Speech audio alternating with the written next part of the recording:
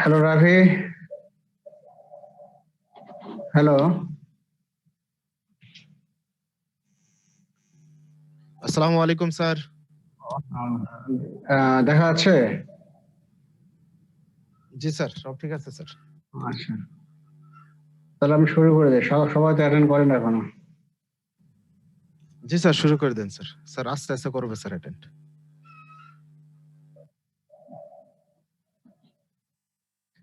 আচ্ছা, আজকে আমি পড়াবো ট্রেফর্মা প্যালিডাম।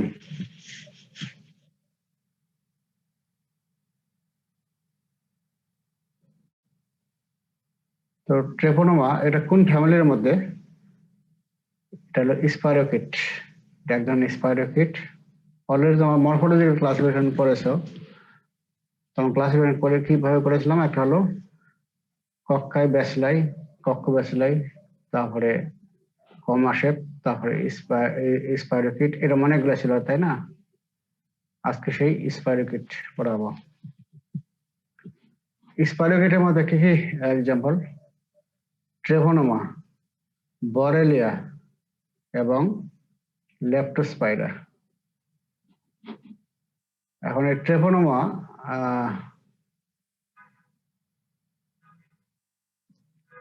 এখন পড়বো। ট্রেভোনোমার মধ্যে এটাকে ক্লাসিফিকেশন কিভাবে করতে পারি? ট্রেভোনোমা ফ্যামিলি স্পেসিস, এটা জেনাস বড়। এবার সাবস্পেসিস কতগুলো আছে দেখো, ক্লাসিফিকেশন কিভাবে করি। ট্রেভোনোমা প্যালিডাম, সাবস্পেসিস প্যালিডাম। তারপরে ট্রেভোনোমা প্যালিডাম সাবস্পেসিস কোয়াটেনু, ট্রেভোনোমা প্যালিডাম সাবস্পেসিস ইন্ডেমিকাম এবং ট্রেভোনোমা কেরাটিয়াম। সবগুলোর সঙ্গে দেখো, ট্রেভোনোমা প্যালিডাম সবগুলোর সঙ্গে আছে, উপরে তিনটার সঙ্গে আছে। সঙ্গে আবার লাগানো ঠিক আছে সাবস্পেসিস, একটা সঙ্গে প্যালিডাম, একটা সঙ্গে কোয়াটেনু, আরেকটা হলো ইন্ডেমিকাম, তাই তো? এটা খেয়াল রাখবা। ট্রেভোনোমা প্যালিডাম সাবস্পেসিস প্যালিডাম এটা কি ডিস করে? এটাই করে সিফিলিস। এটাই আমাদের আজকের মূল বিষয়, এটাই পড়বো আমরা। আর কি কি আছে? Treponema pallidum subspecies pertenue which causes eos, Treponema pallidum subspecies endemicum which causes endemic syphilis, also called bejel. আর ট্রেভোনোমা কেরাটিয়াম এর সঙ্গে কিছু লাগানো থাকবে না, এটা শুধু ট্রেভোনোমা কেরাটিয়াম which causes পিন্টা। এটা পরীক্ষায় রিটেন আসে, ভাইবা দেওয়ার মধ্যে হবে না, কিন্তু রিটেনে আসে। এখন এই ট্রেভোনোমা প্যালিডাম এটাই আমরা আজকে পড়ব। মরফোলজি এবং আইডেন্টিফিকেশন কিভাবে করব? লং, ভেরি থিন এবং স্পাইরাল। এবং কতগুলো আছে অ্যাবাউট স্পাইরাল? স্পাইরাল মধ্যে এর থেকে এখানে আছে কি 6 to 14 evenly spaced coils with tapered end। Long তাহলে খুবই লম্বা এবং খুব পাতলা এবং স্পাইরাল মানে পেঁচানো। এই পেঁচানোর মধ্যে 6 থেকে 14টা কয়েল থাকে এবং দুই ইনটা হবে ট্যাপার্ড, আস্তে আস্তে সরু হয়ে গেছে।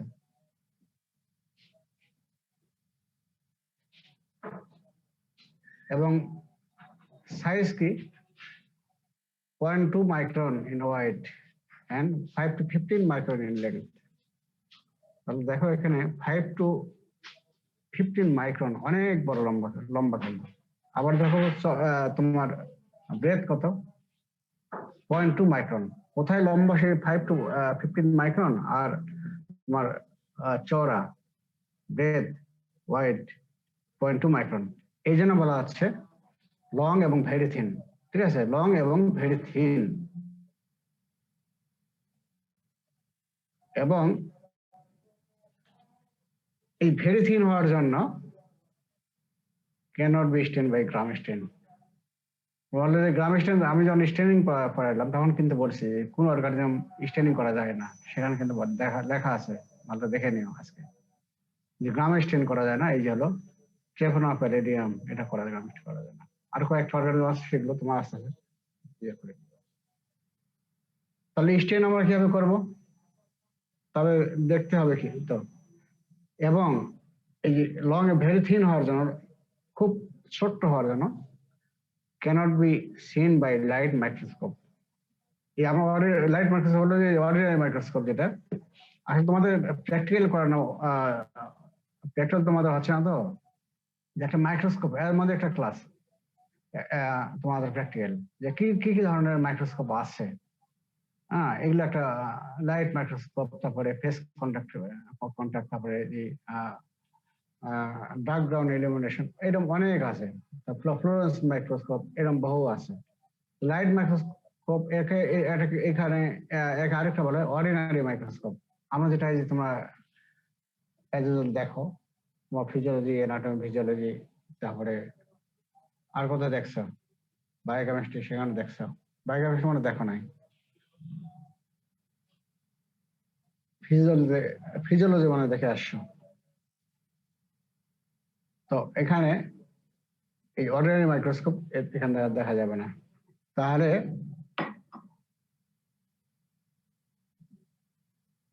দেখা যাবে কিভাবে? can be seen by dark field microscopy. Dark field মাইক্রোস্কোপে, তো ডার্ক ফিল্ড মাইক্রোস্কোপ সব জায়গায় পাওয়া যায় না, এর দামও বেশি।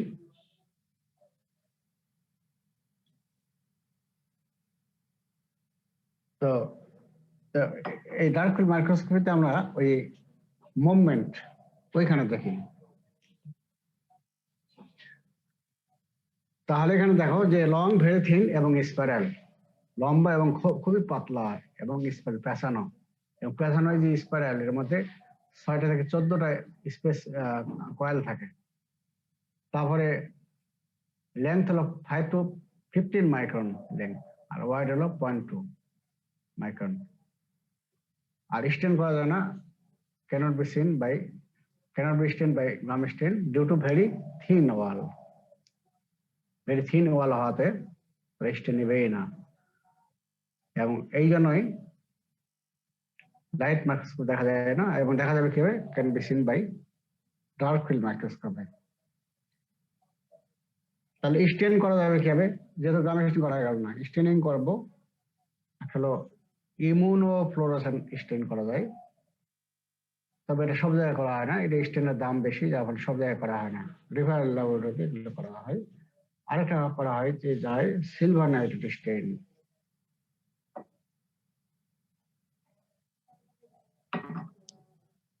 আর মুভমেন্ট, এটা লং ভেরি থিন হয়, কিন্তু তারপরে কিন্তু এটা মুভমেন্ট কিন্তু খুব বেশি।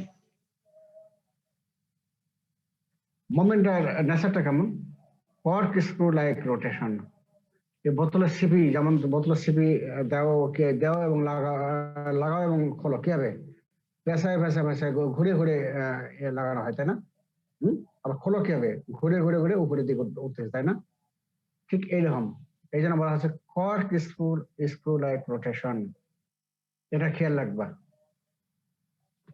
কিছু কিছু ব্যাকটেরিয়া আছে, যেগুলো ব্যাকটেরিয়া এবং ভাইরাস আছে, যেগুলো আমরা রোটেশন দেখি, এই মুভমেন্ট দেখি চিনতে পারি। যেমন তোমার হলো ভিব্রিও কলেরি, ওটার এখানে মুভমেন্ট আছে, ওটা পরে আমরা যখন পড়বো, কয়েকদিন পরে তখন জানবো। তাহলে রোটেশন হলো, মুভমেন্ট হলো কেমন? Cork screw like rotation. এবং এটা কালচার করা যায় না, টিভি যখন পড়বা তখন তোমার ওই কক্স পোস্তলেট পড়বা টিভিতে, সেখানে তোমাদের এখানে বোঝানো হবে কোন অর্গানিজম তোমার এই কালচার করা যায় না, কেন ওটা তখন পড়বা, ডিটেলস পড়বা তখন। কালচার করা যায় না, কিন্তু এটা গ্রো করতে পারে, can not be culture in any media, কিন্তু তারা they can be grown in testes of rabbit.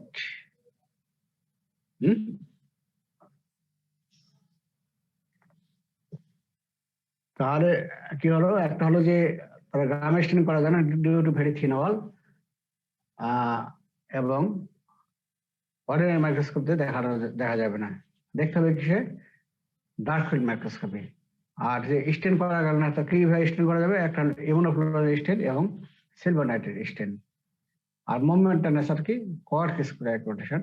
R culture যে আমরা এই যে নর্মাল যে মিডিয়াগুলো আছে, এগুলো কোনোটাতেই সে এগুলো করবে না।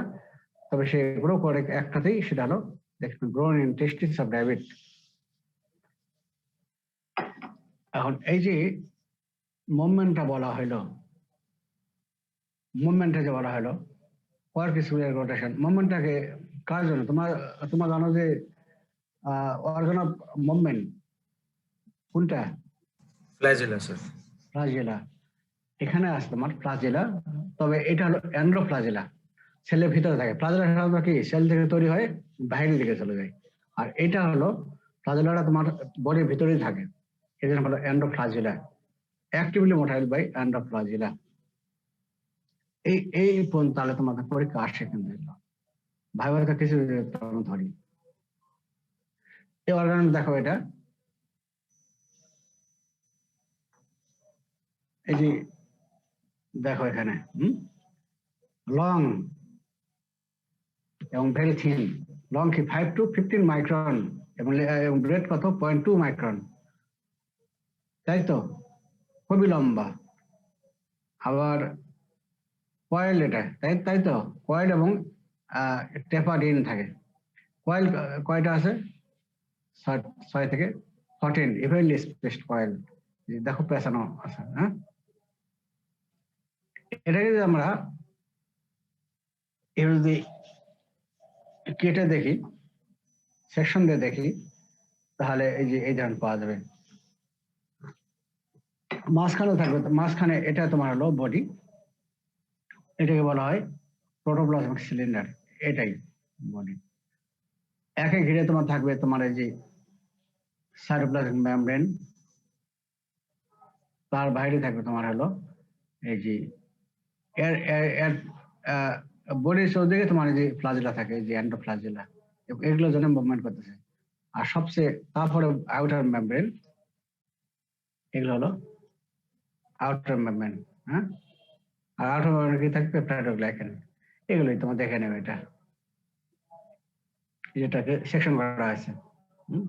ভিতরটা হলো সিলিন্ডার বডি, এটাই।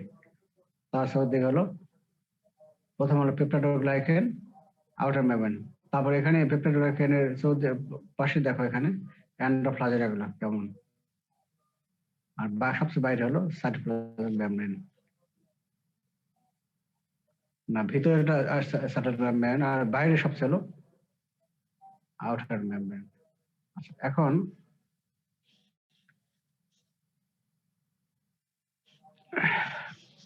মোড অফ ট্রান্সমিশনটা কি? যত সন্ধানী সংযুক্ত, যা বলতো এই যে ব্লাড কালেকশন করো, বিভিন্ন স্কুল কলেজে যাও বা বিভিন্ন প্রতিষ্ঠানে যাও, ধরো কালেকশন করার পরে 24 ঘন্টা পরে আরেকজনের বডিতে তোমার দিয়ে দিলা। তো যে ডোনার, সে কিন্তু হলো এই সিফিলাইটিক পেশেন্ট। ট্রেপোনামা কি করে? সিফিলিস, তাই তো? তো সেই রোগীটা কিন্তু পরে ব্লাড নেওয়ার পর আমরা জানতে পারলাম যে এই রোগীটা সিফিলিস। ওটা 24 ঘন্টা পরে, ওই ব্লাডটা 24 ঘন্টা পরে দেওয়া হলো, তাহলে এটা ওই যাকে দেওয়া হলো রেসিপিয়েন্ট, তার সিফিলিস হবে কিনা বলো? এই সন্ধানে কেউ আছে এখানে?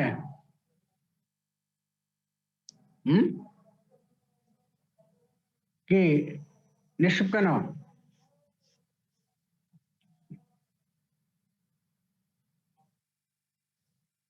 না জানলে বলো। হ্যালো স্যার, কোশ্চেনটা যদি স্যার মনে করে তুমি তোমার বিভিন্ন কলেজে যাও বা বিভিন্ন প্রতিষ্ঠানে যাও, সেখানে তোমার ব্লাড কালেকশন করো। তো যে দিল ব্লাড, সে ধরো সিভিলিস, তার সিভিলিস আছে। জি স্যার। এখন এই যাকে তোমার মনে করো ব্লাড দিবা 24 ঘন্টা পরে দিবা মনে করো, নিয়ে এসে তোমার কি করো, ফ্রিজিং করো, তাই তো? জি স্যার। ফ্রিজিং করো না? জি স্যার। তারপরে 24 ঘন্টা পরে মনে করো কারো প্রয়োজন করলো, সে এসে নিল, তাহলে যে রেসিপিয়েন্ট তার কি সিভিলিস হবে কিনা বলো? স্যার হবে স্যার। হবে? হবে স্যার। হবে স্যার। কেন হবে? হবে না। ওই জন্য তো বললাম স্যার 24 ঘন্টা তো কিল্ড হয়ে যাবে, হবে না। কিল হবে। এই যে পরের স্লাইডে এখানে এখন দেখো, বেগুনটায় একটা মোড অফ ট্রান্সমিশন হলো নাম্বার 1 হলো sexual contact with an infected person, এটা কমনলি এটা মেথড। আর হতে পারে কি মা যদি ইনফেক্টেড হয় তাহলে প্লাসেন্টা ক্রস করে বাচ্চা ইনফেক্টেড হবে ইন দ্য ইউটেরাস, তাই তো? এই জন্য বলা হচ্ছে ট্রান্সপ্লাসেন্টাল। আর যখন আমার ডেলিভারি হবে, নর্মাল ডেলিভারি, তখন তোমার যেহেতু বার্থ ক্যানাল ইনফেক্টেড বা বার্থ ক্যানাল ইনফেক্টেড এবং এই যে ব্লাডের মাধ্যমে ওই যে প্লাসেন্টা তোমার সেপারেশন করতেছে, তাই তো? তখন কিন্তু বার্থ ক্যানাল থেকে ইনফেক্ট বলো হতে পারে, বা তোমার যে যেহেতু ব্লাডের মাধ্যমে প্লাসেন্টা সেপারেট করার সময় এটা যাইতে পারে, তাহলে পাসিং থ্রু বার্থ ক্যানাল। তারপর হলো fresh blood transfusion.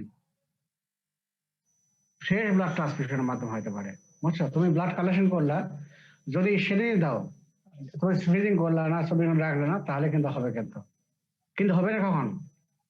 They are killed at 4 degrees Celsius in storage after 24 hours in whole blood or plasma. Blood এসে তোমার ফ্রিজে রাখে দিলা, তোমার তো 4 ডিগ্রিতে রাখো, তাই তো? 4 ডিগ্রিতে রাখো, যদি রাখো তাহলে 24 ঘন্টা পরে সেখানে এমনিতে মারা যাবে, তখন সে কিন্তু আর ট্রান্সমিশন করবে না। যদি ফ্রেশ ব্লাড ট্রান্সমিশন করো তাহলে কিন্তু সেখানে সিভিলিস হওয়ার, যদি সিভিলিটি হয় তাহলে কিন্তু তার কিন্তু হওয়ার। ঠিক আছে, এখন ক্লিয়ার হলো তো? জি স্যার। আরেকটা হতে পারে কি accidental infection in laboratory worker, এটা রেয়ারলি এটা হতে পারে। এই হলো মোড অফ ট্রান্সমিশন।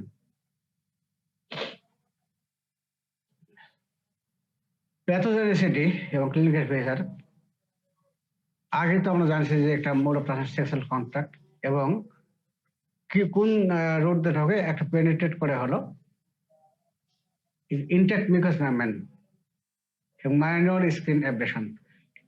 মিকাস সেটা মানে ইনট্যাক্ট থাকলেও কিন্তু এটা ইয়ে হবে, অনেক অর্গানিজম আছে ইনট্যাক্ট থাকলে হবে না, ঠিক আছে? কিন্তু এখানে ইনট্যাক্ট মিকাস সঙ্গে তারা পেনিট্রেট করতে পারে। আবার স্কিনকে সহজে করতে পারে না, যদি সামান্য স্কিনকেও যদি স্কিন অ্যাব্রেশন থাকে তাহলে তারা পেনিট্রেট করতে পারবে। এগুলো এটা তোমাদের জানার প্রয়োজন নেই, এটা জাস্ট আমি বলতেছি। আর সাইট অফ ইনফেকশন কোথায় হয়? জেনিটালিয়া, ওরাল ক্যাভিটি এবং অ্যানাল ক্যানেল, এগুলোতে তোমার ইনফেকশন হয়। এখন সিফিলিসকে আমরা 4টে স্টেজে ভাগ করব: primary syphilis, secondary syphilis, latent syphilis এবং টারশিয়ারি সিফিলিস সময় হিসাবে আমরা ভাগ করব। এখন আমরা প্রাইমারি সিফিলিস আলোচনা করি।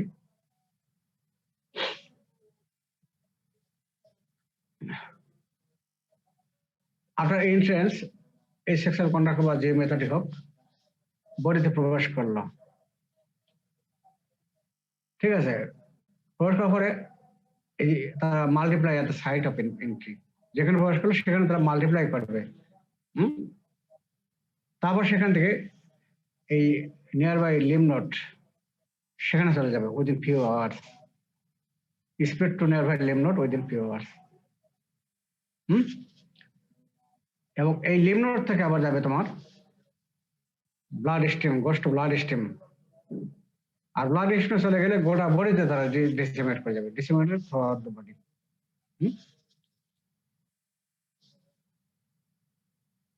তারপর আবার দেখো ছোট্ট অর্গানিজম, তারপরে দেখো মানে মিরাকল নাকি দেখো 2 to 10 weeks later a papule develop at the site of inoculation। তারা কিন্তু দেখো প্রথমে তারা প্রবেশ করলো, করে যেখানে প্রবেশ করলো সেখানে তারা মাল্টিপ্লাই করবে এবং গোটা লিম্ফ নোডে চলে গেল, নিয়ার বাই লিম্ফ নোড, তারপরে গোটা বডিতে সচা হয়ে গেল। যেখানে তোমার এই তোমার এন্ট্রি করলো, সেখানে অর্ডার নাও থাকতে পারে, কিন্তু দেখো গোটা বডিতে ছড়ায় গেল, কিন্তু ওইখানে কোনো তোমার ইনফেকশন হবে না, কোনো কিছুই হবে না। হবে কোন জায়গায় লেশনটা হবে, যেখানে তোমার ইনফেকশন হলো সেখানে দেখো 2 থেকে 10 সপ্তাহ পরে প্রথম প্যাফুল ডেভেলপ করলো, তারপরে এই প্যাফুলটা রাফসা ধান করবে, তখন papule breaks down and form an ulcer হলো। এবং এই আলসারটার নেচারটা কি, এই আলসারটাকে বলি আমরা হার্ট বেস কল হার্ট সেঙ্কার, এর বেসটা হল হার্ট, এই জন্য বলা হয় হার্ট সেঙ্কার। এবং এখানে হলো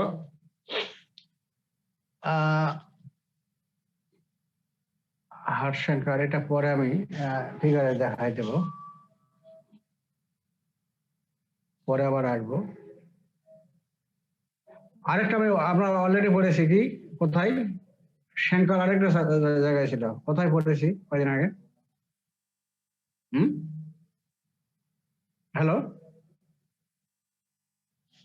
কি কয়দিন আগে পড়েছি না? হিমোফিলাস ডুক্রিতে ছিল স্যার। সে করলো কি, হ্যাঁ, এবং সে কি করলো সফট সেঙ্কার, ঠিক আছে, সে করলো সফট সেঙ্কার, আর এটা করলো হার্ট সেঙ্কার। হ্যাঁ, এখন এই সফট সেঙ্কার হার্ট সেঙ্কার এটা আমরা ডিভাইসেট কিভাবে করবো, আমি ফিগার দেখাবো, তখন বলবো।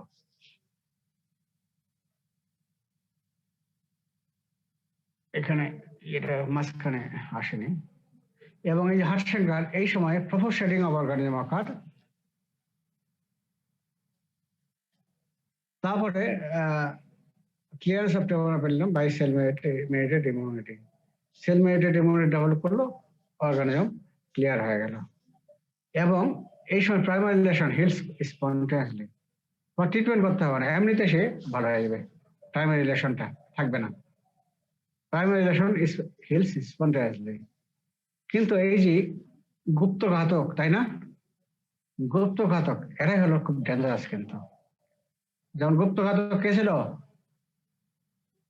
বিজয়ের মাস এবং মুজিব বর্ষ, এটা গুপ্ত ঘাতক কে ছিল বলো দেখি? শেখ মুজিবকে মনে করো যে মানলো, গুপ্ত ঘাতক কে ছিল? হ্যালো, তোমাকে আজকে শুনতে পাচ্ছ না নাকি? গুপ্ত ঘাতক কে ছিল? খন্দকার মোস্তাক আহমেদ নাকি? জি স্যার।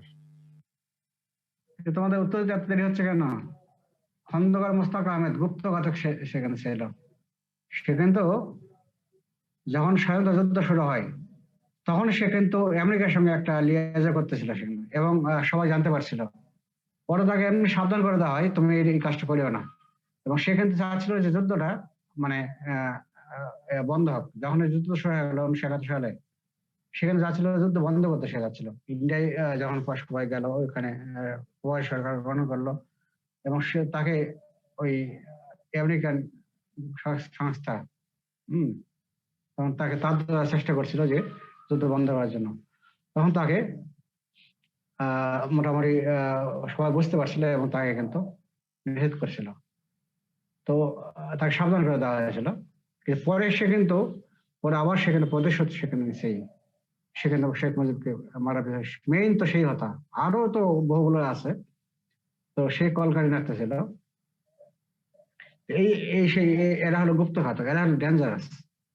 এরা যে লেশন হিল করলো, মানুষ মনে করলো যে আমার তো চিকিৎসা প্রয়োজন নাই, ভালো হয়ে গেল, সে চুপচাপ থাকবে, চিকিৎসা করবেই না সে। হ্যাঁ, কিন্তু এই sub organism may survive and cause chronic infection. ঠিক আছে, তাহলে তোমরা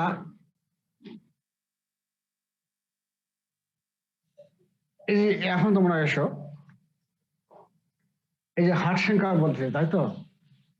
হার্ট সেঙ্কার, এই হার্ট সেঙ্কারটা আমরা ডেসক্রাইব করি। এটা হলো তোমার সারফেস হলো স্মুথ। এই দেখো এখানে এই যে আলসার, এটা তাই তো? তুমি লিখে নাও, সারফেস স্মুথ দেখতেছো সারফেসটা স্যার। স্মুথ, তারপরে এই চো- আহ, এই যে চতুর্দিকে দেখো হার্ড ইন্ডিউরেশন থাকবে, বেসটা হার্ড, টাচ করলে এটা শক্ত মনে হবে, হার্ড। এই জন্য হার্ড সেন্টার বলা হয়।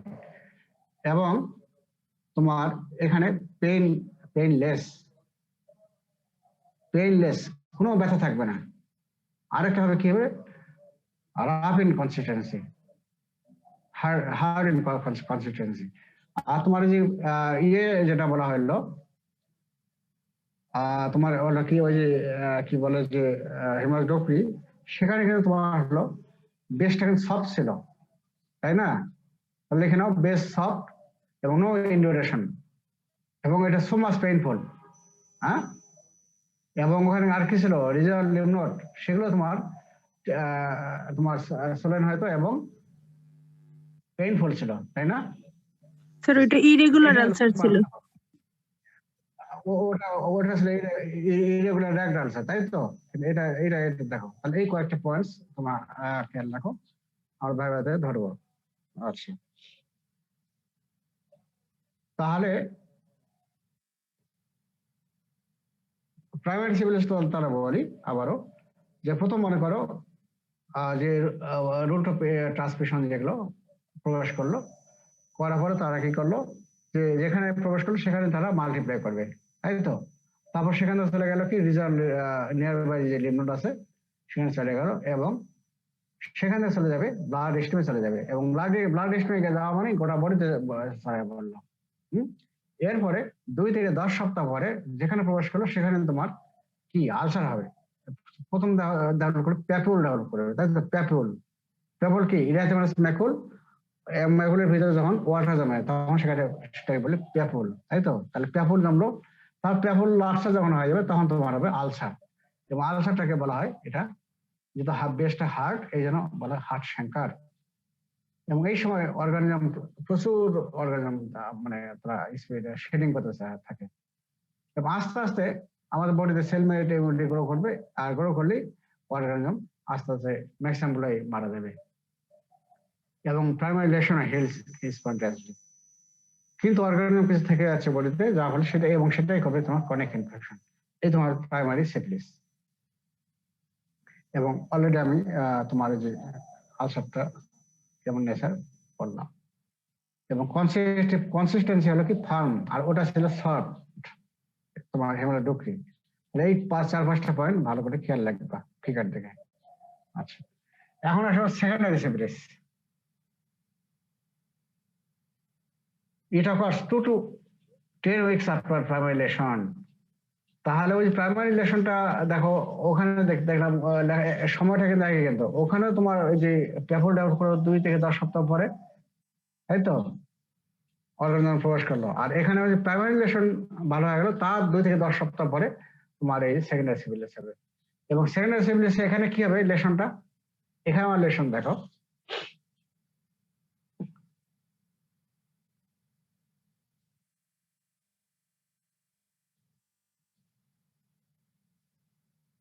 বৃষ্টি হয়েছে, তাই না? তাহলে এখানে হচ্ছে তোমার হবে widespread red maculopapular rash anywhere in the body including hands and feet. তাহলে হবে যে ম্যাকুলোপেপুলার র্যাশ হবে anywhere in the body including hands and feet, শরীরের বিভিন্ন জায়গায় হতে পারে, এবং হাত পা সহ।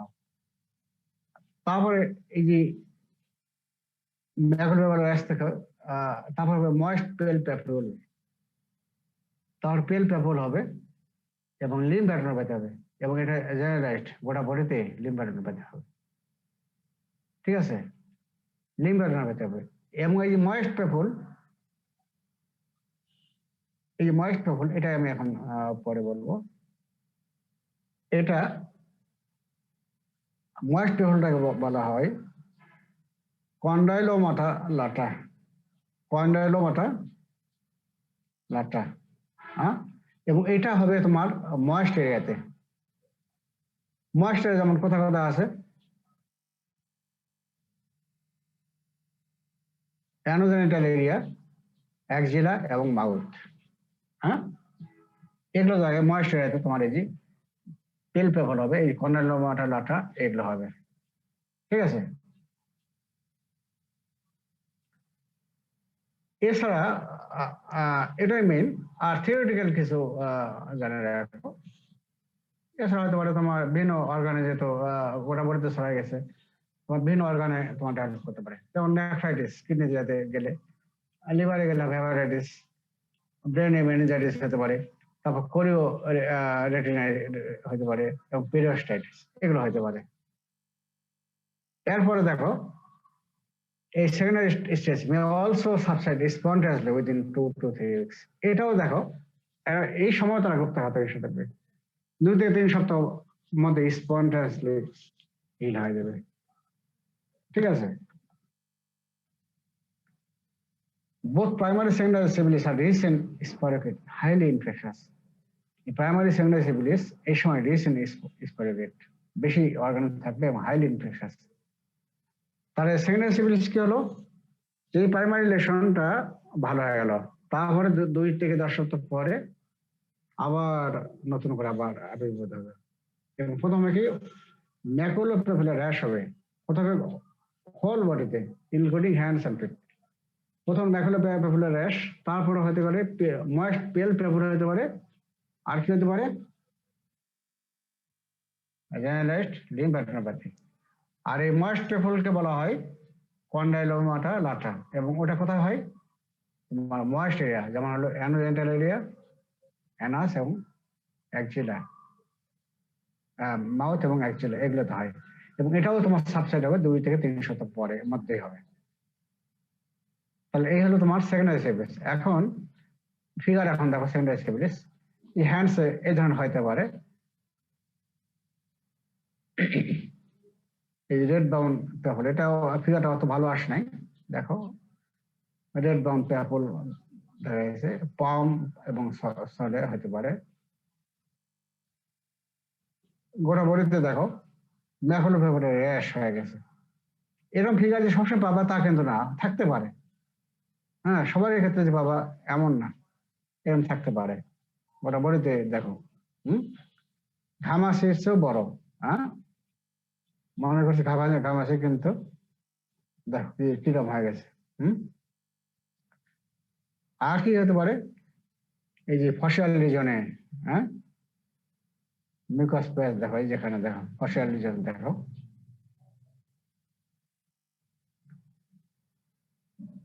এই যে এই ময়েস্ট পেপল কর্নেলোমাটা লাটা কোথায় হতে পারে অ্যানোজেনিটাল এরিয়া, এই যে পেরিনাল রিজনে দেখো, হ্যাঁ দেখছো ঠিক আছে,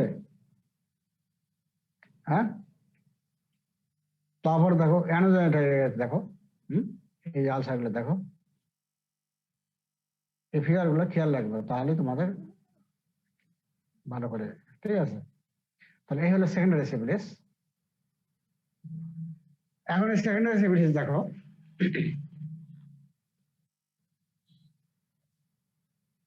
সেকেন্ডারি সিফিলিস হিলস স্পন্টানিয়াসলি করলো 2 থেকে 3 সপ্তাহ পরে, এবং দেখো সেকেন্ডারি সিফিলিস ভালো হয়ে গেল, তার 3 থেকে 5 বছর পরে এই তোমার হলো ল্যাটেন্ট সিফিলিস দেখা যাবে। ল্যাটেন্ট মানে কি, সুপ্ত অবস্থা থাকে, সুপ্ত অবস্থায় অর্গান আছে, তোমার অর্গানিজম বডিতে আছে, কোনো সিমটম থাকবে না এই সময়, কোনো সিমটম থাকবে না। At the stage patient is completely symptom and sign free, ঠিক আছে, কমপ্লিটলি কোনো সাইন সিমটমই থাকবে না।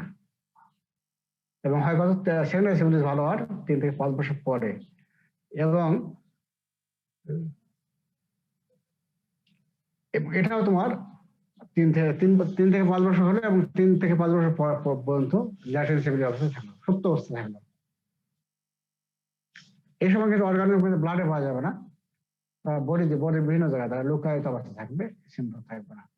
এই হলো ল্যাটেন্ট সিফিলিস। এরপরে তোমার শুরু হবে তোমার হলো টারশিয়ারি সিফিলিস। আচ্ছা এগুলো আর তোমার এগুলো আমি পড়াচ্ছি না, এই স্লাইডটা বাদ দাও। টারশিয়ারি সিফিলিস এখানে দেখো,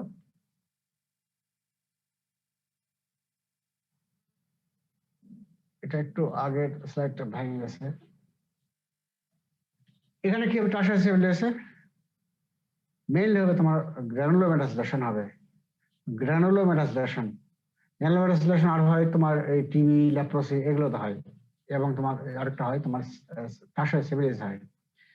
গ্রানুলোমেটাসলেশন হবে ইনভলভিং স্কিন, মিউকাস মেমব্রেন, বোন, লিভার, এবং এই লেশনটাকে বলা হয় গুমাস। তাহলে গ্রানুলোমেটাসলেশন হবে স্কিন, মিউকাস মেমব্রেন, বোন, লিভার এগুলো থাকবে। আর কোথায় হতে পারে নিউরোসিভিলিস, নার্ভাস সিস্টেম হবে নিউরোসিভিলিস। নিউরোসিভিলিস এখানে দুই ধরনের, একটা মেনিঙ্গোভাস্কুলার সিভিলিস এবং টেবিস ডর্সালিস। টেবিস ডর্সালিস কে chronic progressive destruction of nerve fibre or spinal cord. আরেকটা হতে পারে কার্ডিওভাস্কুলার সিভিলিস। কার্ডিওভাস্কুলার সিভিলিস হলে তোমার কি হয়, এই যে ইলাস্টিক টিস্যু ব্লাড ভেসেলস আর ডিস্ট্রয়েড, এবং এই সময় তোমার কি হবে অ্যাওর্টাইটিস, অ্যাওর্টিক অ্যানিউরিজম এবং অ্যাওর্টিক রিগার্জিটেশন হবে। ঠিক আছে, এখন তাহলে লেশনটা কি হবে, তিনটা হবে।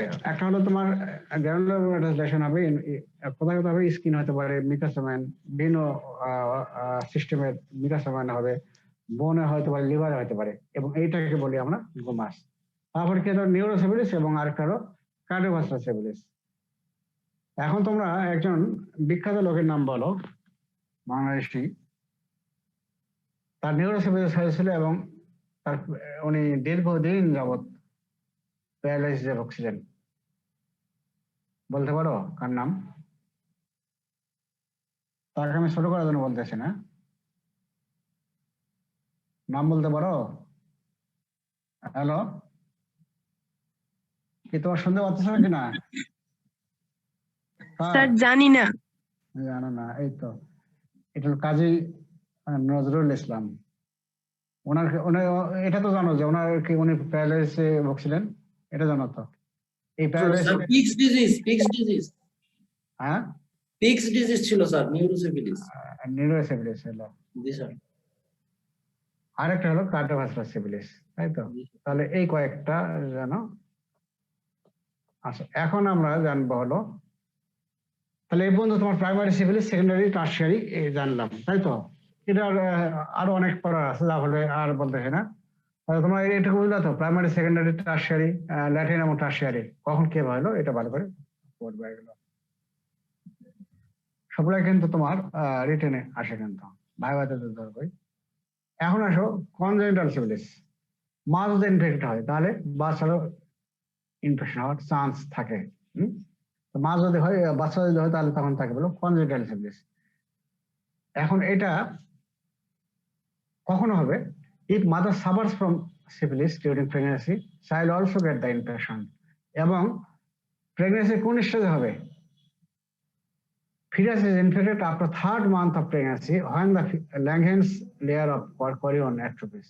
আমার তোমাদের ভালো খেয়াল আছে যে তোমার যে ইম্বায়োলজিজম পড়ে আসছো, তখন তোমার এই যে প্লাসেন্টার যে ছিল একটা লেয়ার, ল্যাঙ্গেন্স লেয়ার, এটা যখন অ্যাট্রফি হয়ে যাবে, এটা যতদিন বোন থাকবে ততদিন কিন্তু ইনফেকশন হবে। এটা প্রিভেন্টিভ আকারে প্রিভেনশন করবে।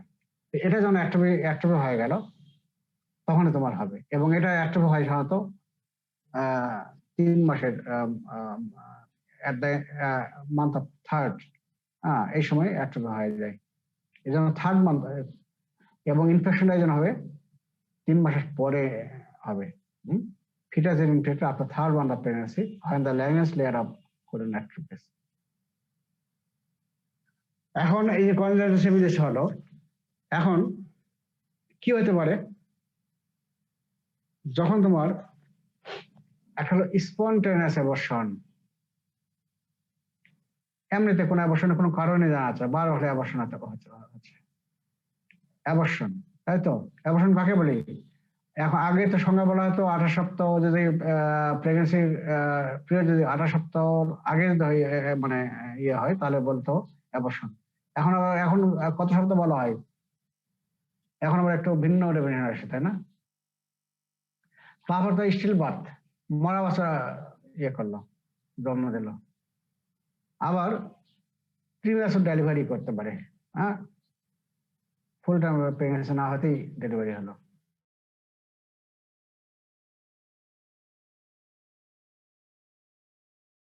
জন্মের আগে, জন্মের সময় এবং জন্মের পরে মৃত্যু হলো। আর যদি বাচ্চা বেঁচে থাকে তাহলে কি হতে পারে? তাহলে আগে আগে হলো কি একটা স্পন্টানিয়াস অ্যাবর্শন হতে পারে, স্টিল বার্থ হতে পারে, প্রিম্যাচুর ডেলিভারি হতে পারে এবং পেরিনেটাল ডেথ।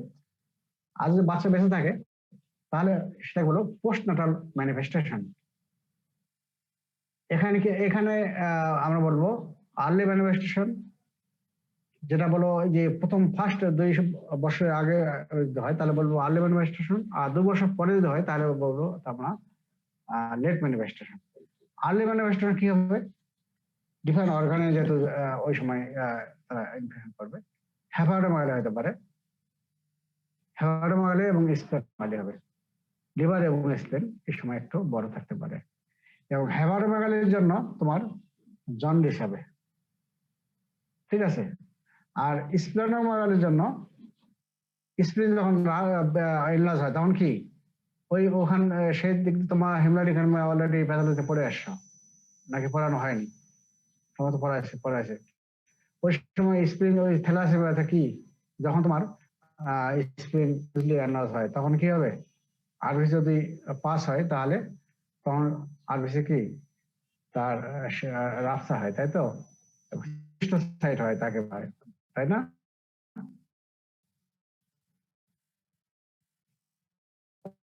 ওই বলা আছে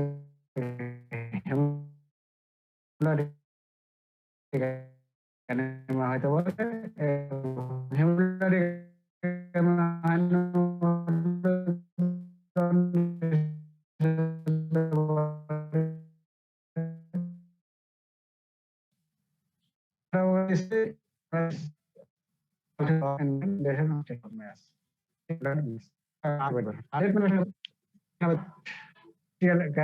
এবং ডিপনেস, দাঁত, চোখ এবং কান, তিনটাকে ইনভলভ করবে। এই তিনটা মিলে হলো তোমার হাসিজান্স টায়ার্ড। তাহলে হাসিজান্স টিথ কেমন আমি ফিগারে দেখাবো, ইন্ডাস্ট্রিয়াল ক্যারাটাইটিস এবং ডিপনেস। এছাড়া কি তোমার ফ্রন্টাল বসিং, ফ্রন্টাল বসিং মানে কি ফ্রন্টাল বোনটা কি চওড়া হয়ে যায়, তাই না? বসদের যারা বস তাদের কি এই ফ্রন্টাল চওড়া হয়ে যায় এবং এখন এখানে দেখো ফিগার, এখন এটা আবার ফিগার তাহলে ভালো করে বুঝবো।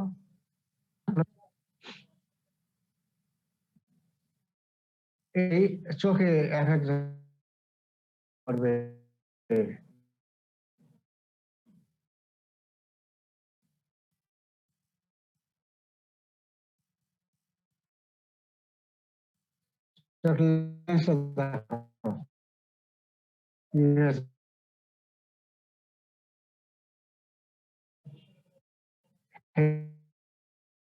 হেজি হয়ে থাকবে। দেখো দেখো এখানে সেন্ট্রাল কি নচ আছে স্যার।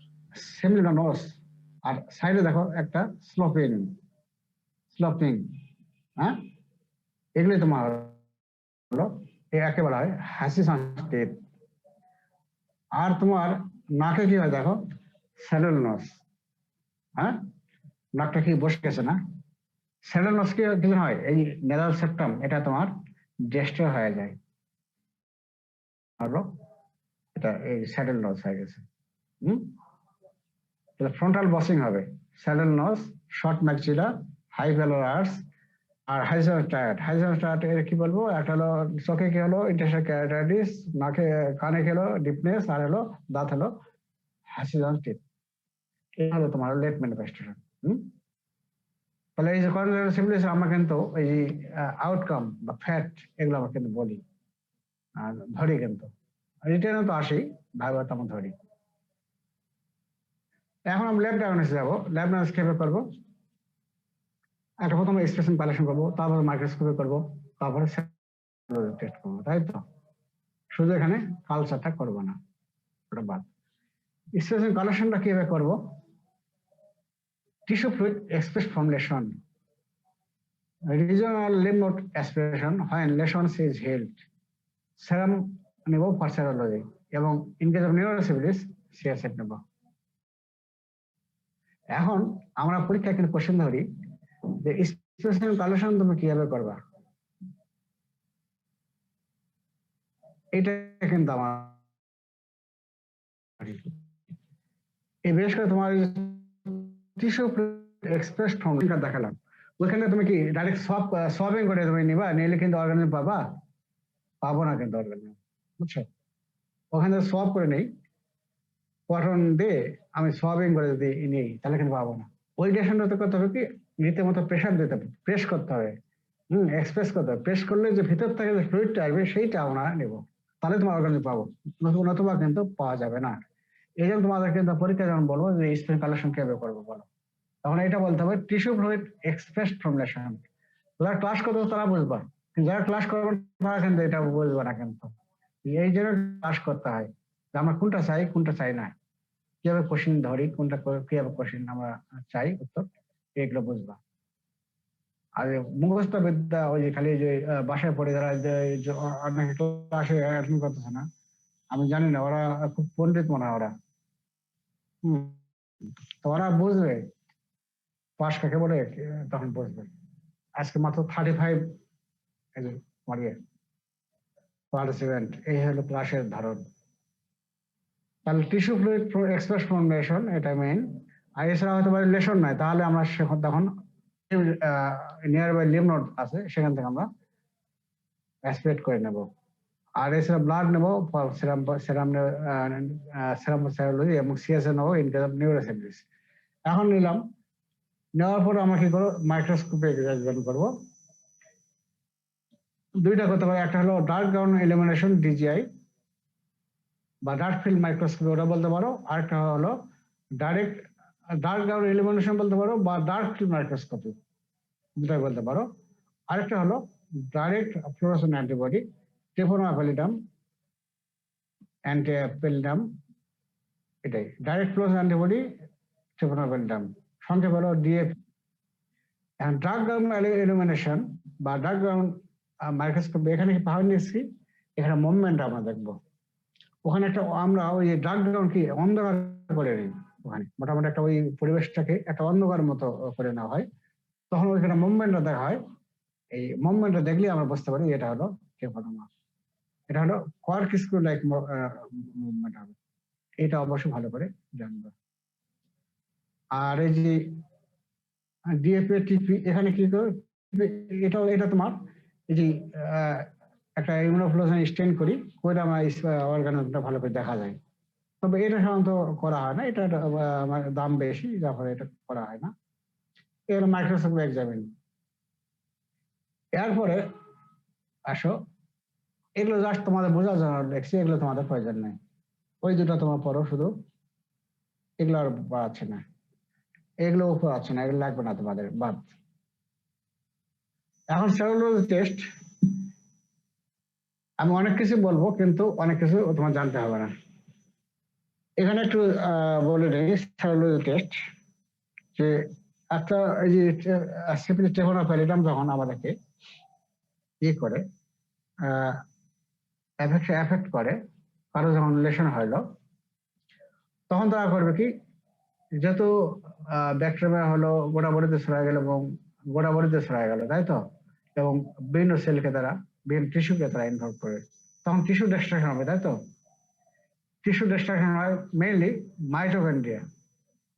এখন এই টিস্যু ডিস্ট্রাকশন যখন হবে, এর বিপরীতে কিছু অ্যান্টিবডি হয়, এই অ্যান্টিবডি দেখেও আমরা পরীক্ষা করতে পারি। তাহলে ওই অ্যান্টিবডি কিন্তু তোমার অর্গানিজমের বিপক্ষে হলো না, ওই জন্য ওটাকে বলা হয় নন স্পেসিফিক টেস্ট। আর এবং ওই অ্যান্টিবডি যেটা হলো নন স্পেসিফিক অ্যান্টিবডি, যেহেতু ডাইরেক্ট অর্গানিজমের বিপরীতে হলো না। আর কিছু অ্যান্টিবডি তৈরি হবে যেগুলো তোমার হলো যেগুলো অ্যান্টিবডি তৈরি হবে এগেইনস্টটা তোমার হলো টেফোনোমা, সেগুলোকে বলো স্পেসিফিক টেস্ট। ঠিক আছে, এটুকু বোঝো। তাহলে এইটুকু বোঝার জন্য খালি বলতেছি, দেখো After treponema infection, our body produces both specific and non-specific antibody. Specific and non-specific antibody কেন বলা হচ্ছে ওই বললাম non-specific antibody is produced against the host cellular component due to tissue destruction, possibly against the multipolar membrane এবং এটাকে বলে reagent antibody. এটা যারা ডিপ্লোমা ডিএলএম কোর্স যারা তাদের জন্য এগুলো লাগবে, এগুলো তারা তোমার মনে করে দেখিও। আর specific antibody is produced against the treponema antigen and is known as anti-treponema antibody. এইটুকু তোমাদের জানতে হবে না, জাস্ট খালি তোমাদের বোঝানোর জন্য বললাম। তো এবং এই স্লাইডটাও ওই জাস্ট বোঝানোর জন্য বলতেছি। এই non steric antibody are detected by non treponema antibody test, যেগুলো আমি বললাম এগুলো আর বলতে যাচ্ছি না। এখন আমরা এইখান থেকে আমরা জানো সেলুলার টেস্ট দুই ধরনের আমরা করি, একটা নন ট্রেপোনেমা অ্যান্টিবডি টেস্ট বা ডাইরেক্ট বলতে নন স্পেসিফিক, আর একটা হলো স্পেসিফিক। নন স্পেসিফিক আর একটা স্পেসিফিক। তাহলে নন স্পেসিফিক কেন বলা হচ্ছে, যেহেতু তারা টিস্যু ডিস্ট্রাকশন করার জন্য যে অ্যান্টিজেন যে তৈরি হচ্ছে তার বিপরীত অ্যান্টিবডি হচ্ছে, এই জন্য বলা হচ্ছে নন স্পেসিফিক। আর স্পেসিফিক কেন বলা হচ্ছে, যেহেতু ডাইরেক্ট অর্গানিজমের বিপরীতে অ্যান্টিবডি হচ্ছে, এই জন্য বলা হচ্ছে স্পেসিফিক। তো নন স্পেসিফিক টেস্ট কি আছে?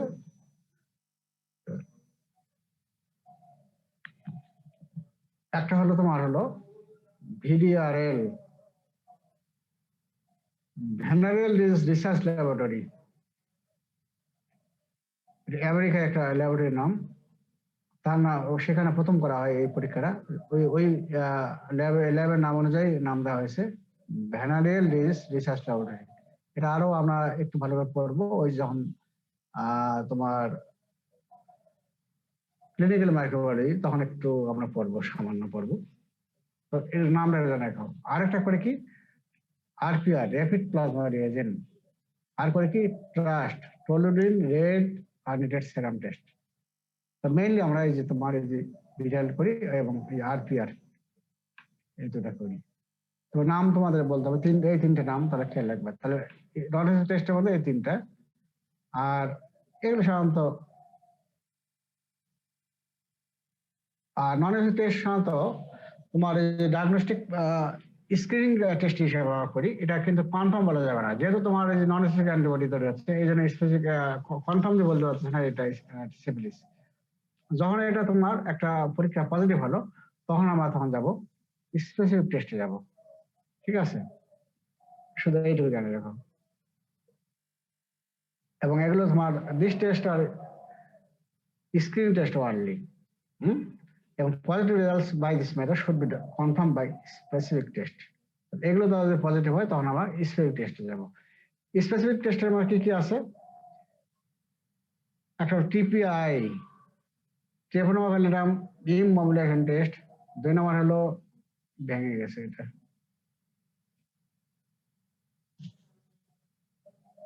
তাহলে ট্রেপোনেমা ভ্যালিডাম ইমমোবিলাইজেশন টেস্ট। তারপরে FTS, fluorescent treponemal antibody absorption test. 3 নম্বর হলো TPHA, Treponema pallidum haemagglutination test. আর 4 নম্বর হলো MASA TP, micro haemagglutination for Treponema pallidum. আর তোমাদের আরেকটা জিনিস বলি, তোমার ভাইভাতে যখন বলবা বা রিটেন লিখবা, কখনো সংক্ষেপে বলবা না এই টিপিআই আছে, তোমার টিপিআই বলবো না, বলবা Treponema pallidum immobilisation test. VDR বলবো না, ভেনারেল রিসার্চ ল্যাবরেটরি। তো এগুলো অনেকগুলো টেস্ট আছে, এর মধ্যে কিন্তু আমরা ভিডিআর টেস্ট বা আরপিআর আমরা করি। করার পরে পজিটিভ কনফার্ম করার জন্য আমরা করি মেইনলি করি টিপিএইচএ, Treponema pallidum haemagglutination test, এটা আমরা করি। ঠিক আছে, এখন এইগুলো নাম তোমরা জানে রাখো। তাহলে আর কিছু করতে পারি, এলাইজার মাধ্যমে করতে পারি, ওয়েস্টার্ন ব্লটের মাধ্যমে করতে পারি, আইসিটি ইমিউনোক্রোমাটোগ্রাফিক টেস্ট আইসিটি এর মাধ্যমে করি, অ্যান্টিজেন ডিটেকশন করি। আর ওয়েস্টার্ন ব্লটের মাধ্যমে শুধু নামগুলো রাখো, অত কিছু খেয়াল রাখতে পারবে না। ELISA, Western blot, ICT. তাহলে এই তোমার হলো, তাহলে আমরা ল্যাব ডায়াগনস্টিক করতেছি। একটা হলো তোমার প্রথম হলো স্পেস কালেকশন করলাম কি মেইনলি কি করব express from the tissue lesion, তাই তো।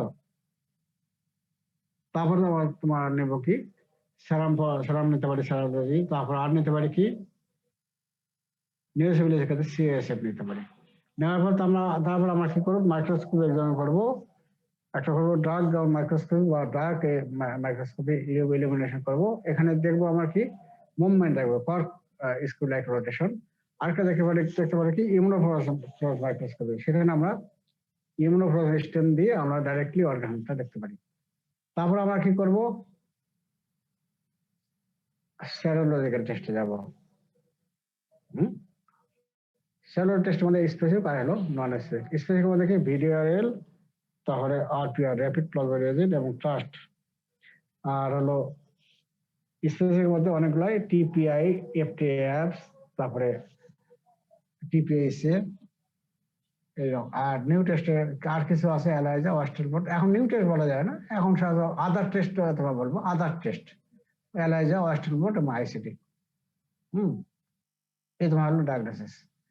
এখন এগুলো তো পরীক্ষায় অবশ্যই ভাইবা রিটেন আসো।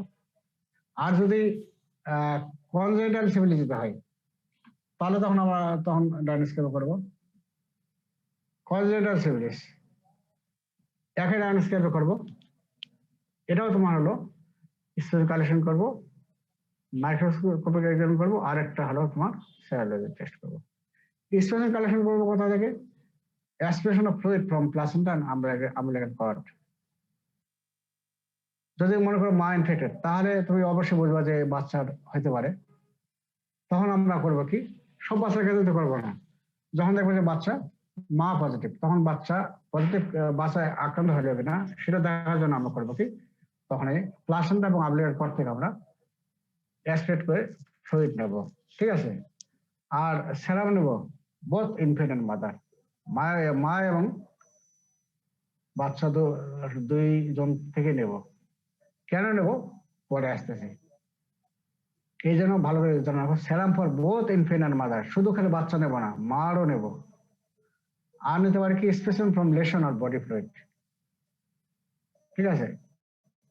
এগুলো আমরা স্যাম্পল নিলাম, নেওয়ার পরে মাইক্রোস্কোপিক এক্সামিন আগের মতোই করলাম, যে ড্রাগ গ্রাউন্ড এলিমিনেশন আর ডিএফএ ডাইরেক্ট ফ্লোরোসেন্ট অ্যান্টিবডি ট্রিপোনাল নিলাম।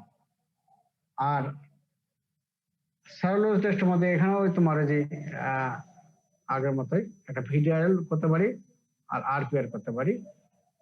আর ভিডিআর আরপিআর করতে পারি, আর একটা করতে পারি হলো তোমার এই তোমার হলো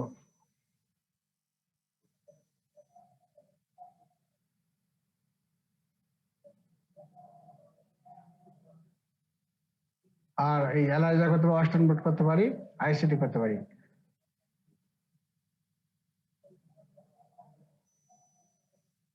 স্লাইডটা কি নষ্ট হয়ে গেছে নাকি? খুঁজে পাচ্ছি না 2 নম্বর স্লাইডটা। স্কিপ হয়ে গেছে মনে হয় স্যার মাঝখান থেকে। নন স্পেসিফিক টেস্টের মধ্যে করি আমরা তোমার যে এফটিএফ ক্লোজ টেবটা বললাম, অ্যাবজর্পশন টেস্ট ওইটা করি। আচ্ছা, আর আদার টেস্টের মধ্যে তোমার হলো করতে পারি এই তোমার আইসিটি, ওয়েস্টেনবোর্ড, এগুলো করবো। এখন যে ভিডিআরএল এবং আরপিআর, তাই তো। এখানে আমরা ভিডিআরএলটা দুই ধরনের, একটা হলো কোয়ান্টিটেটিভ ভিডিআরএল বা আরপিআর, অথবা আরেকটা হলো কোয়ালিটেটিভ ভিডিআরএল আরপিআর। এখানে কোয়ালিটেটিভ এবং কোয়ান্টিটেটিভ কেন বলতেছি, ভিডিআরএল আমরা যেটা করি সেটা আমরা করি কি, এই যে ধরো সেরাম নিলাম, তাই তো। সেরাম নিয়ে একটা স্লাইডে মনে করো একটা নিলাম, সেরাম নেব, ওর সঙ্গে আমরা রিয়েজেন্ট যোগ করবো, বিটাল রিয়েজেন্ট যোগ করবো, করে সেটা মিক্সিং করবো। করে যদি ক্লাম্পিং হয় তাহলে বুঝবো এটা পজিটিভ। এটাকে বলা হয় কোয়ালিটেটিভ ভিডিআরএল। কোয়ালিটি মানে আমি দেখলাম যে শুধু মানে পজিটিভ না নেগেটিভ, শুধু এইটুকু জানলাম, এই কোয়ালিটেটিভ টেস্ট। আর যখন একটা পরিমাণ নির্ণয় করবো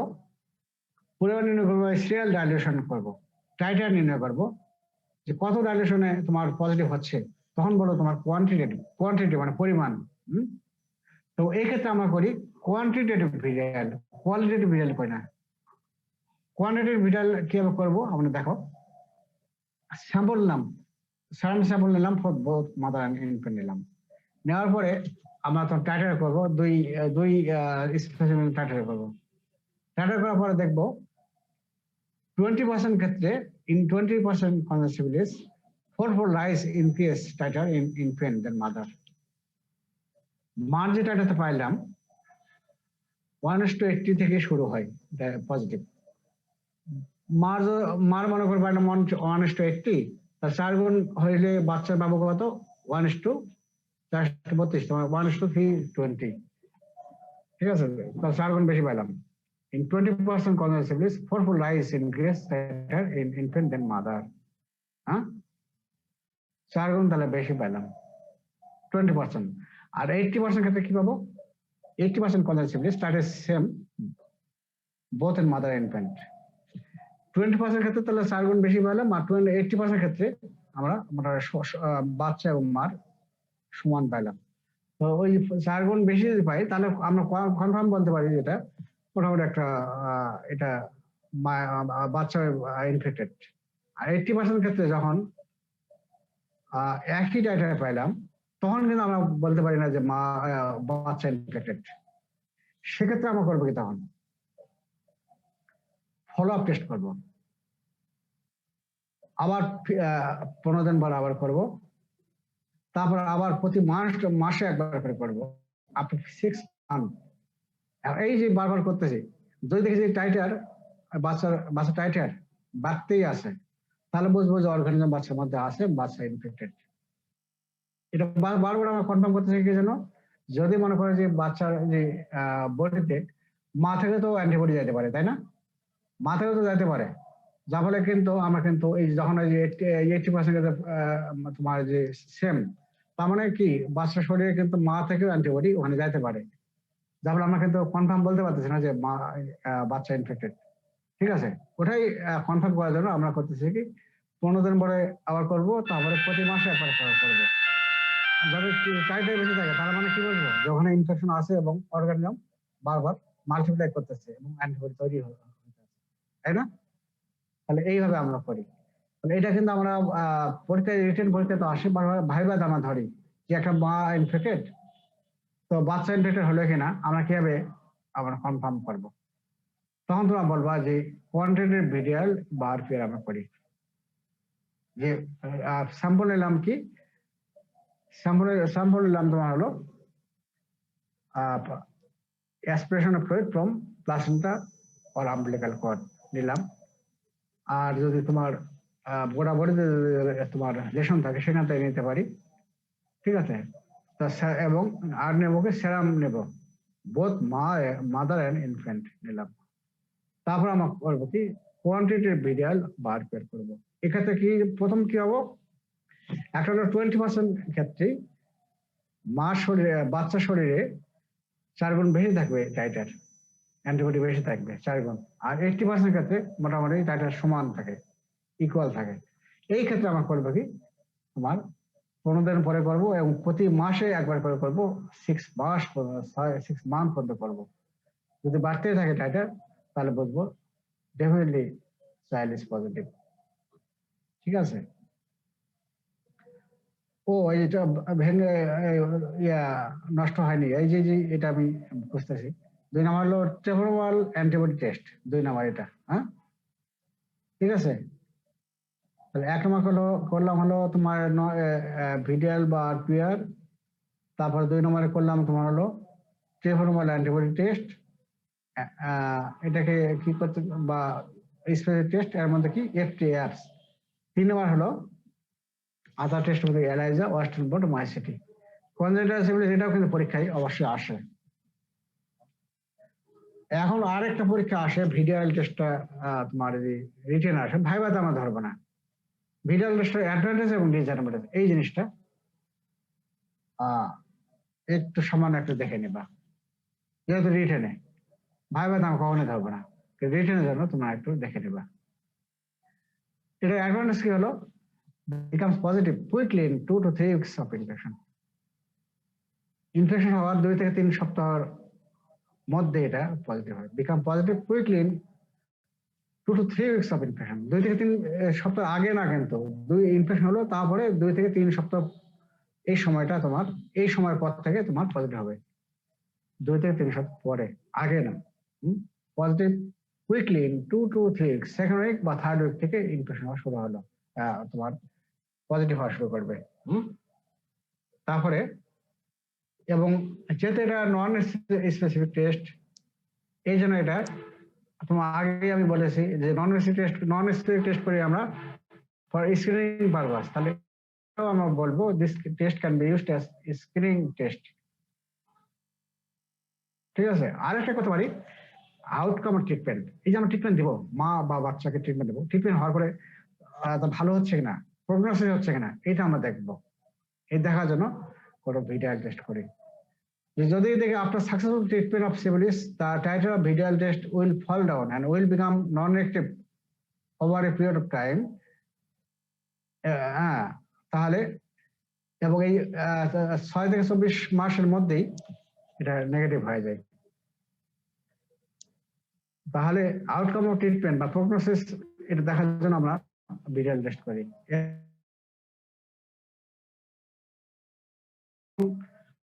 দেখা যায় কি যে যদি ট্রিটমেন্ট যদি একবারে ভিটাল টেস্ট তখন নন অ্যাক্টিভ। নন অ্যাক্টিভ কখন বলবো আমরা, কিন্তু টেস্ট যখন করি আবার তোমার রিপোর্ট দেখবা রিঅ্যাক্টিভ ওয়ার্নিয়ন, এইটা আমরা লিখি, কিন্তু খেয়াল করবা যখন ওয়ার্ডে যাবা তখন খেয়াল করবা। তখন রিঅ্যাক্টিভ বলবো ওই যে বললাম যে সেরাম নিলাম, নিয়ে একটা টেস্ট স্লাইডে নিলাম, নিয়ে ওর সঙ্গে আমরা ডিএজেন্ট মিক্স করবো, করে মিক্সিং করে যে ক্লাম্পিং হয়, তাহলে ওটাকে বলি পজিটিভ, আমরা বলবো না, ওটাকে বলি রিঅ্যাক্টিভ। আর যদি ক্লাম্পিং না হয় তাহলে বলবো নন রিঅ্যাক্টিভ বা নেগেটিভ। আমরা পজিটিভ নেগেটিভ দিই না, আমরা দেবো রিঅ্যাক্টিভ অথবা নন রিঅ্যাক্টিভ। ঠিক আছে, তাহলে ট্রিটমেন্ট দেওয়ার 6 থেকে 24 ঘন্টার মধ্যে, 24 মাসের মধ্যে সেটা নন রিঅ্যাক্টিভ হয়ে যাবে, যা হলে আমরা বুঝতে পারবো যে এটা ট্রিটমেন্টটা ভালো হয়ে গেছে এবং এখন পারফেক্ট কিওর। আরেকটা হলো chip and easy to perform.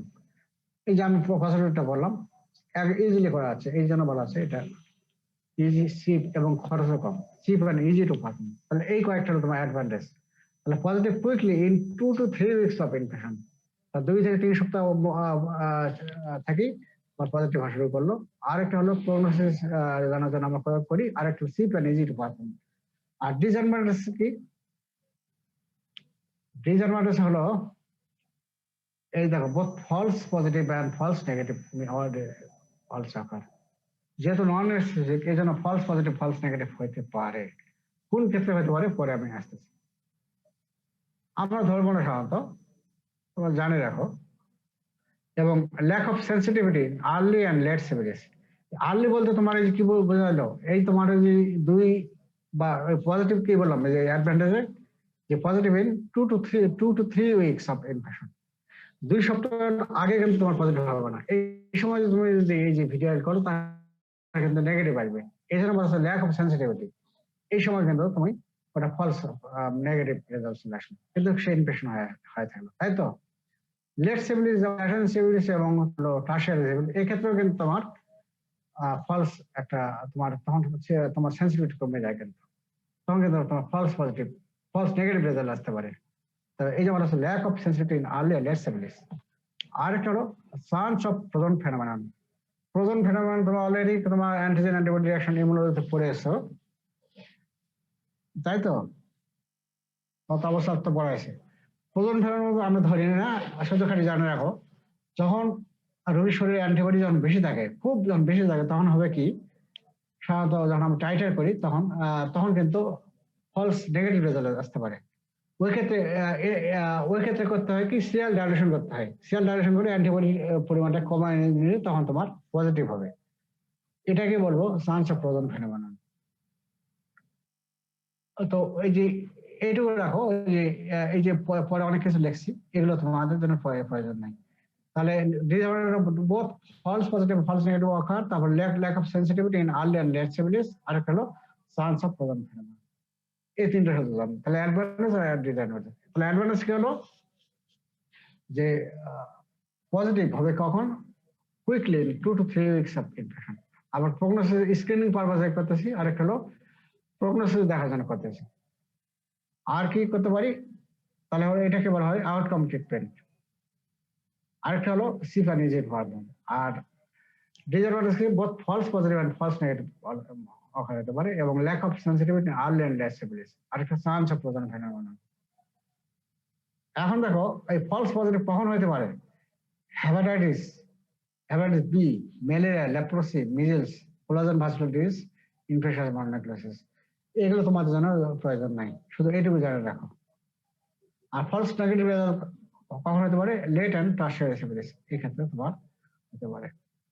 যাই হোক, এগুলো তোমার প্রয়োজন নেই। আর প্রধান ফেনোমেনন তো বললামই যে very high titre of antibody sometimes give negative result. If serum is diluted, then positive result occur. This is called Poisson phenomenon. এটাও তোমাদের জন্য প্রয়োজন না, শুধু খালি তোমার কনসেপশনটা জানা রাখো।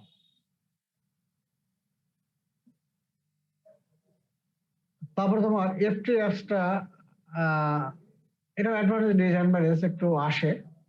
FTFs এবং এই তোমার হলো TPS দুটোই আসে, এবং দুটো তোমার একই। এটা একটু পড়ি আমরা।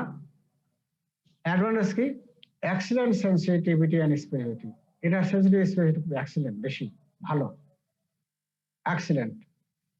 এবং it is fastest two become positive in early syphilis. এই যে তোমার হলো ভিডিআর বললাম কি 2 সপ্তাহ আগে যদি করা হয় তাহলে কিন্তু নেগেটিভ রেজাল্ট আসবে। এক্ষেত্রে কিন্তু FTF যদি আমি করি তাহলে সেখানে পজিটিভ হবে। It is the first time to become positive in early syphilis.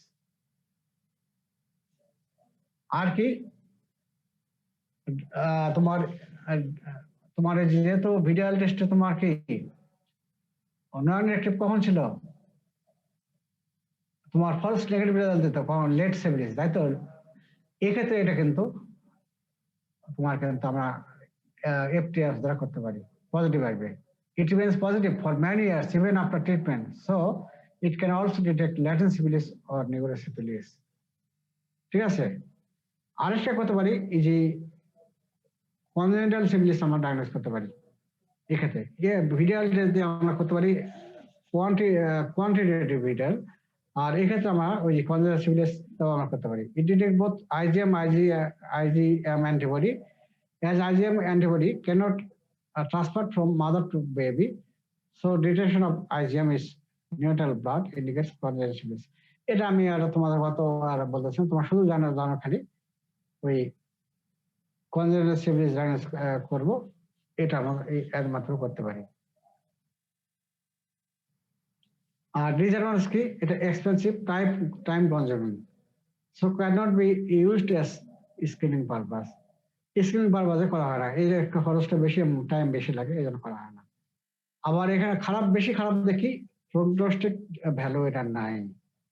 কি জন্য, এই ট্রিটমেন্ট দেওয়ার পরও এটা বহুদিন পরে, ট্রিটমেন্ট দেওয়ার পর রোগী ভালো হয়ে গেল, তারপর কিন্তু এটা কিন্তু পজিটিভ আসতে পারে। এই যে অ্যাডভান্টেজ বলা হলো না, এটা it means positive for many years after treatment. ঠিক আছে, এটাও কিন্তু একটা খারাপ দিক, যে ট্রিটমেন্ট আমরা করবো তখন আমরা কিন্তু বোঝার উপায় নেই। No prognostic value has remains positive for many years.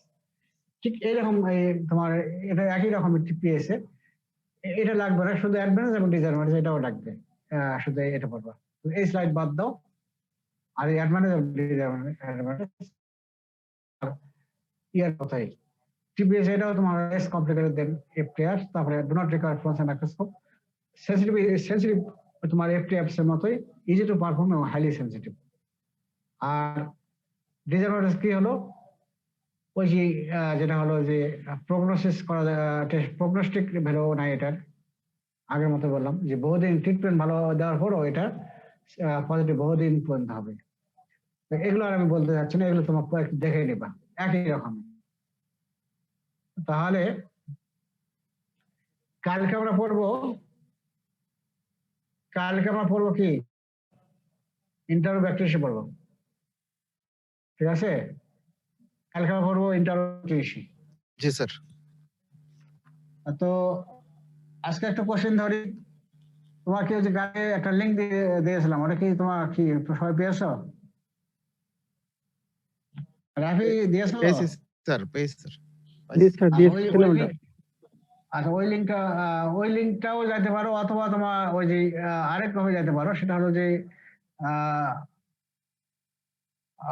Bangabandhu quiz, ওটা লিখেও তোমার সার্চ করো, তাহলে কিন্তু তখন ওই যে পেয়ে যাবে। তারপরে গেলে ওখানে তোমার যে রেজিস্ট্রেশন করতে পারবো, নিতে হবে তোমার যে ইমেল আইডি, পাসওয়ার্ড দিয়ে ঠিকানা দিয়ে রেজিস্ট্রেশন করবা। তারপর তোমার যে প্লে অপশনে যাবা, প্লে অপশনে গেলে তখন তোমরা ওই করবা। এবং এর জন্য প্রতিদিন তোমাদের জন্য পুরস্কার, গোটা বাংলাদেশী পুরস্কার থাকবে। তোমাদের হলো যে প্রতিদিন পাবে হলো 100 জন করে, এবং এটা 3 মাস কি বলে 100 দিন চলবে, 100 দিন। এবং প্রতিদিন তোমাদের পুরস্কার আছে হলো ল্যাপটপ আছে, মোবাইল আছে, তারপরে তোমার 100 জিবি পর্যন্ত ইয়ার ডাটা আছে, ডাটা পাবা। তো ওই পুরস্কার ওঠার ব্যাপার না, ব্যাপার হলো তোমার যে দৈনিক যদি একটা পাতা করে যদি পড়ো, ওই যে তোমার পুরস্কারের জন্য তোমার খরচ বেশি হবে না, কিন্তু খরচ তোমার তোমার তো ইন্টারনেট ব্যবহার করতেছো, এটা যদি তোমার যে ইয়ে করো, তাহলে হবে কি তোমার জানা হবে। তোমার আমরা একটা বই পড়তে গেলে মনে করো বহু সময় লাগে, তাই না? অনেক সময় লাগে কিন্তু। তো এখনকার যুগে ওই সময়টা আমরা সাধারণত এখন বই পড়তে চাই না। এখন সবাই যে টিভি বা মোবাইল সময় খাটি, বই দেখা হয় না কেন, এই জিনিসটা কিন্তু মানে আমরা সবাই ফিল করি, তাই না? তো এখন যদি তোমার ওই যে এই যে পুরস্কারও পাচ্ছ, পাশাপাশি যদি প্রতিদিন একটা করে পাতা যদি পড়ো, ওই যে তোমার ওই যে কালকে কোন বইটা হলাম, বঙ্গবন্ধুর অসমাপ্ত আত্মজীবনী, এই বইটা যদি তোমার কিন্তু সব কোশ্চেনের মধ্যে পাবা। ওইটা সলভ করো, তাহলে দেখবা যে সবটা পাবা, এবং সবগুলোই তোমরা রাইট অ্যান্সার করতে পারবা। ঠিক আছে? এবং কালকে যে কালকে বলেছিলাম, কালকে উত্তর কে দিয়েছিল, নাম কি বলো? কালকে বলেছিলাম কি গ্লোকমা হয়েছিল কত বছর পরে, কত বছর বয়সে? 16 বছর বয়স। 16 বছর। কালকে বলেছে 15 বছর বয়সে। কে বলছে ওটা? ভুল বলছিল স্যার জাহাঙ্গীর বলছিল, হ্যাঁ, ডিএলএম স্টুডেন্ট স্যার। ডেলিভেশন বলছিল, ওটা ভুল বলছিল। ওটা 15 বছর হবে না, 16 বছর। 15 বছর বলছিল স্যারও। হ্যাঁ, 16 বছর বলছিল। 15 বছর বলছিল স্যার। 15 বছর বলেছিল, ভুল। 1936 সালে হয় স্যার, সেজন্য 16 বছর। আচ্ছা, 16 বছর হয়, কারণ 20 সালে ওনার জন্ম, আর হলো 36 সালে অপারেশন হয়, তাহলে 16 বছর হয়তো। ওখানে কিন্তু অপশন অনেকের কিন্তু ওখানে মিসগাইড হতে পারে, 17 বছর একটা আছে, এটা আর কি 17, 16 আর হলো 14 মনে হয় আছে, আরেকটা কত যেন আছে, 12 মনে হয় এরকম আছে। আর আজকের কোশ্চেন হলো তোমার হলো এটা, ওই যে স্যার অফিসার্স ক্লাব হবে অ্যানসার। অফিসার্স ক্লাব, ওনার দুইটা ক্লাব, তাই তো? বঙ্গবন্ধু খেলতেন কোন টিমে? স্যার যে mission school team. Missionary school, ওই স্কুলে উনি ক্যাপ্টেন ছিলেন। আর ওনার বাবা ছিলেন হলে অফিসার্স ক্লাবের সেক্রেটারি, তাই তো? সেক্রেটারি না সভাপতি কি?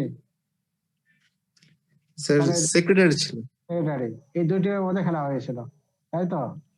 এই জন্য ওই কোশ্চেনটা ওই হবে। তো ওই বইটা তোমার কেনো, তাহলে তোমরা মোটামুটি করতে পারবে। তো ঠিক আছে, সবাই ভালো থাকো। জি স্যার, ধন্যবাদ স্যার। আসসালামু আলাইকুম। আসসালামু আলাইকুম স্যার। আসসালামু আলাইকুম স্যার।